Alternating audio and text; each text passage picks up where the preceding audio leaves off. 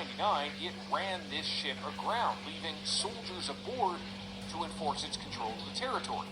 China, though, says it not only owns the micro-island, but now claims virtually the entire South China Sea around it, an area the size of India. A vast part of the Pacific, which we flew over, bordering a dozen nations, including the Philippines. We cannot afford our territory, any encroachment of our territory any further. And what happens if that's not stopped? If that's not stopped, then the whole international rules-based order is in jeopardy. We met the Philippines Secretary of Defense as his nation reduces its dependence on China.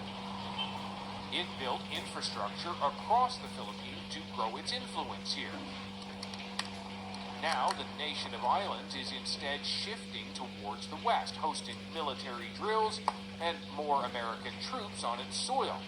It's an expansionist power at this point in time. Political analyst Renato de Castro says the Philippines has no choice if China maintains such vast claims. China will have none of this.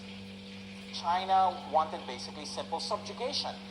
If Chinese claims are left unchallenged, the Filipino military chief says, it would control one of the busiest corridors for shipping global trade.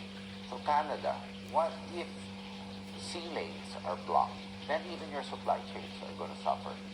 And China is building the means, taking what was a sandbar and lagoon and turning it into a military base with an airport in the middle of the South China Sea, ignoring an international tribunal which rejected China's claim. China has increasingly been ignoring the world's rules, whether detaining Canadian citizens or making a grab for land and waterways owned by its neighbors. And if you are one of those nearby nations, like the Philippines, the trend is ever more worrying. David Palmer, CBC News, Manila.